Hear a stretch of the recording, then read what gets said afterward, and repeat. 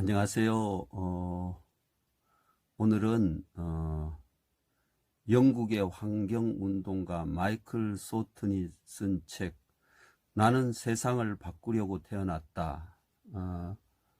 이 책을 소개하면서 오늘 방송을 시작하려고 합니다. 그 세상을 바꾸어서 더 좋은 사회를 만드는 아주 작은 이야기로 이 책이 꾸려져 있습니다. 그래서 우리가 세상을 바꾸는 일에는 쉬운 것이 없습니다. 항상 반대 세력이 있습니다. 그러나 진실은 결국 승리하게 됩니다. 시더스 팬덤 여러분들은 이 시더스에 들어와서 더 좋은 세상을 만드는 일에 지금 동참하고 있는 것입니다. 때로는 우리를 실망시키고 좌절하게 하는 그런 일들이 많이 있습니다. 그러나 거기에 매몰되어서는 안 되겠습니다. 어떤 분은 이 방송을 듣고 이 방송이 좋아서 10번을 반복해서 들었다라고 얘기를 합니다. 그래서 힘을 얻었다라고 말을 합니다. 그 안티 세력들은 너무 조급하게 굴고 왜 당장 결과가 나오지 않느냐고 요구를 합니다. 그러나 팬덤 여러분들이 함께 이 일에 동참하는 것은 세상을 더 좋은 세상으로 바꾸려고 노력하는 여러분들인 것을 스스로 좀 자부심을 가졌으면 좋겠습니다. 최근에 손혜진 부위원장이 전국을 다니면서 릴레이 설명회를 하는 것을 보았습니다. 잘못된 인식을 가진 사람들에게 생각을 바꾸는 그 일들을 순수한 열정으로 손혜진 부위원장은 하고 있는 것입니다. 때때로 부정적이고 팬덤에게 좌절을 주는 이야기는 듣지 않았으면 좋겠습니다. 여러분들에게 믿음과 확신을 주는 그런 어떤 방송들을 계속 보기를 원합니다. 여러분이 알듯이 이스라엘을 세운 다윗에 대한 얘기를 다 알지 않습니까? 자기를 뽑은 그 사울 왕이 자기를 죽이려고 하는 그런 어떤 절망적인 그런 상황에서 그 다윗을 도왔던 사람이 누군가요? 그 사울의 아들 요나단입니다. 요나단은 자기의 생명을 바쳐서 다윗을 사랑하고 끝까지 다윗과의 그런 어떤 관계들을 유지하면서 다윗이 앞으로 어떻게 될 것인가, 그런 어떤 미래의 다윗의 모습을 보면서 도와준 그 요나단과의 다윗과의 사랑을 우리가 알지 않습니까? 저는 이제 합동 비대위나 팬덤 비대위 안에 요나단 같은 분이 저는 있을 거라고 생각합니다. 그래서 그런 분들이 음지로 서로 도와서 이 시더스가 정당한 방향으로 갔으면 좋겠습니다. 저는 오늘 여러분들에게 미래에 시더스가 가야 될 그런 구상 10계명을 한번 만들어 보았습니다.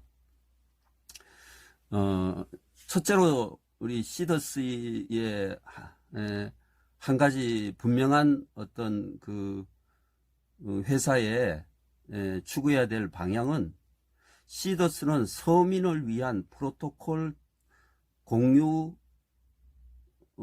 경제 플랫폼 회사다. 저는 그렇게 생각하고요. 또 이 시더스는 도시 골목 상권을 살리는 그런 가게의 어떤 도움을 두는 그런 회사다. 그리고 시더스는 각각 농촌에 있는 양질의 먹거리를 개발해서 전 국민에게 보급하는 회사다. 네 번째, 시더스는 소외된 이웃에게 최소한 150만 원 생활 소득과 20%의 쇼핑 캐시를 주는 회사다. 다섯 번째, 시더스는 거짓이 판치는 세상에서 공정한 거래의 모델을 보여준다. 여섯 번째, 시더스는 이 시대에 마케팅의 혁신을 가져오는 완벽한 공유 경제다. 일곱 번째, 시더스는 부한자와 가난한 자가 함께 경제적 자유를 공유하는 회사다. 여덟 번째, 시더스의 팬덤은 사회의 음지에서 찾아가서 그들을 살리는 전도사가 되어야 한다. 아홉 번째, 시더스 팬덤은 한국 경제의 여러 가지 어려운 요소를 해결해서 모두가 잘 사는 경제 공동체가 되어야 한다. 열 번째, 시더스의 상권을 세계로 연결해서 행복한 인류 미래를 꿈꾸는 회사다. 이렇게 해서 한번 10가지를 잠시 한번 적어봤습니다. 그래서 저는 이런 생각도 해봅니다. 시더스의 가맹점은 일부 가게가 연결되었는데 저는 시더스 팬덤 모두가 가맹점이 되어서 자기 물건을 팔거나 나눌 수 있는 그런 어떤 시스템도 만들면 좋겠다고 생각합니다. 21세기 공유 플랫폼의 새로운 혁신의 주인이 우리 팬덤이 되면 좋겠습니다. 한 가지 이 시더스에 가입했지만은 전혀 출금을 하지 못한 팬덤이나 이런 분들의 어떤 선수금의 일부를 우리가 우선적으로 해결해 주는 어떤 존치도 취해야 된다고 저는 생각합니다. 그리고 최소한 선수금의 반 이상은 우선 먼저 해결하는 그런 방법도 한번 취해 볼 수가 있습니다. 저는 시더스가 앞으로 새롭게 태어나기 위해서는 계속 강조하고 있는 것이 있는데요. 경제 공부를 해야 됩니다. 독서를 해야 됩니다. 왜 이런 사태가 일어났을까요? 본부 요원들, 리더들의 어떤 자질이 문제가 되는 이유가 뭘까요? 경영이 무엇인지, 금융이 무엇인지, 4차 산업의 공유 경제가 무엇인지 이런 것들에 대한 인식이 전혀 없는 것입니다. 그냥 다단계 돈을 벌기 위한 어떤 그런 방법으로 지금까지 그 일을 했다 그러면은 지식이 부족해서 일어난 일이 아닌가 그런 생각을 하게 됩니다. 미국 해병대의 그 교관들은 그 훈련 시에 해병대원들에게 이런 얘기를 합니다. 나는 마지막에 먹는다. 이런 말이 있습니다. 그것이 뭔가요? 그 해병대의 그 놀라운 어떤 그 리더십은요, 바로 여기에서 나온다는 것이죠. 자기가 먼저 이익을 챙기는 것이 아니라 제일 나중에 그 밥을 먹는 그런 어떤 리더십의 유형을 어제 책을 통해서 잠깐 한번 보게 됐습니다. 오늘 여러분들하고 좀 잠깐 나눌 경제 공부는요, 제레미 리프킨이 쓴 한계 비용 제로 사회, 사물 인터넷과 공유 경제의 부상. 제레미 리프킨은 공감의 시대, 소유의 종말, 노동의 종말, 수소혁명 이런 책을 쓴 분이신데요.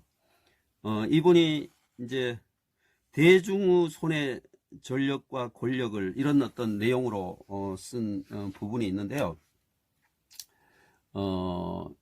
이제 그 1, 2차 산업 시대에는 그 산업이 성장하기 위해서는 인프라를 구축을 해야 되는데, 인프라를 구축하기 위해서는 정부가 보조금을 주거나 그 특정 기업에 어떤 몰아주어서 그 경제를 개발했다는 것이죠.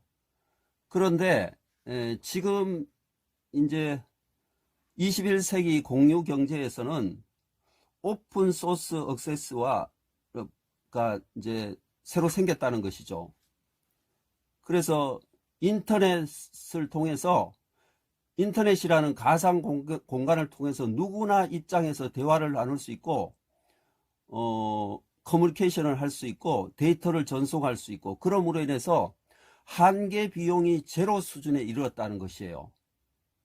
그래서 1, 2차 산업에서 우리가 어떤 인프라를 구축하는데 많은 돈이 들었다면은, 지금 인터넷 시대, 공유 경제 시대는 기업주들이 돈을 내서 인프라를 만드는 것이 아니라 인터넷을 그 연결하는 비만 내면은 우리 모두가 그 가상 공간에서 일어나는 그 모든 사업이나 그 형태를 소유한다는 것이죠. 그래서 이분이 강조하는 것은, 그 프로슈머들이 우리가 한계 비용 제로의 사회에 새로운 어떤 부를 축적하는 그런 주인이 됐다는 것이죠. 그런 의미에서 이 휴스템 코리아와 시더스 그룹의 그 어떤 새로운 네트워킹, 마케팅의 어떤 혁명을 일으키는 그런 부분들이 우리 앞에 이제 새롭게 전개되었습니다. 그런 의미에서 지금은 이런 어떤 공유 경제가 시작 단계에 있는 것입니다. 그래서 우리는 이 시작 단계에 처음 선두주자로서 여러분이 주인공이 되는 것입니다. 조금 혼란은 있지만은 저는 지금까지 소개했던 그 이노 교수님의 그 책도, 그분이 이론은 쓰셨지만은 실제적으로 어떻게 그것을 활용하는 부분에 대해서는 거의 그분이 인사이트가 없어요.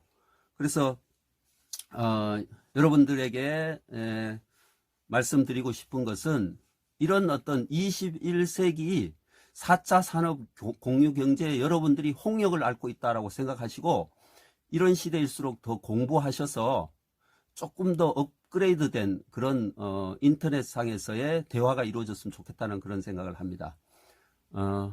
좋은 하루 되세요. 감사합니다.